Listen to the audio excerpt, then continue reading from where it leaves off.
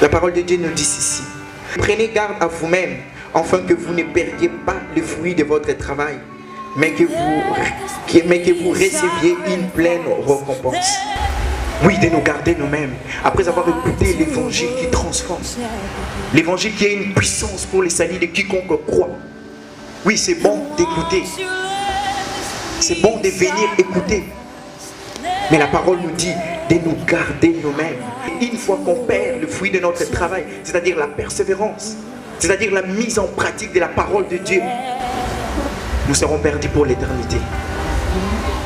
Gardez-vous, prenez garde à vous-même.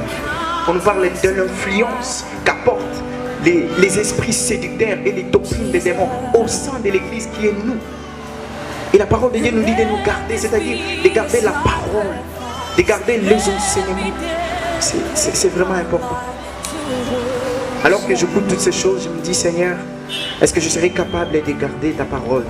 On veut mettre la logique dedans. On veut dire, est-ce que c'est que ce frère-là dit c'est vrai? Oui, certes, c'est attesté dans la parole. Est-ce que c'est vraiment ça? Tout simplement parce qu'il y a le principe d'homme.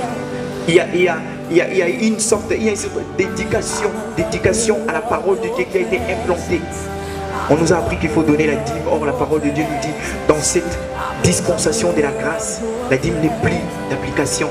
Tout simplement parce que Jésus a tout fait. Il a tout accompli à la croix. Et maintenant, face à cette vérité, on s'interroge, on se dit, est-ce que c'est vrai ou ce n'est pas vrai? C'est comme si on passait sous un régime de méritocratie.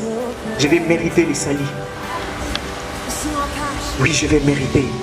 Seigneur, tu vois, je donne ma dîme, je fais ceci, je fais cela. Pourquoi tu ne me guéris pas? Or, Dieu fait tout par grâce. C'est par grâce que nous sommes sauvés et au moyen de la foi. Donc, Dieu a tout accompli. Il nous demande juste un élément, de croire. Et ce qui ne coûte rien du reste.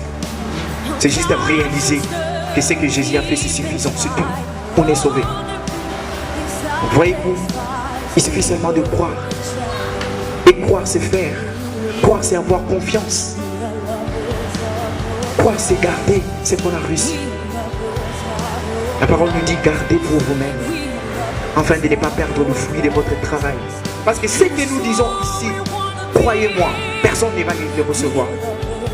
Croyez-moi, les gens reviendront avec des questions. On va dire que non, ces gens-là enseignent les gens des fausses doctrines. Ils vont dire toutes sortes de choses sur nous. Mais tout simplement, c'est la parole de Dieu. Soit nous respectons la parole, soit nous respectons les principes mis en place par les hommes. Mais dans deux cas, il y aura des conséquences. Celui qui observe la parole de Dieu a la vie éternelle. Celui qui ne l'observe pas, malheureusement, il ne sera pas enlevé.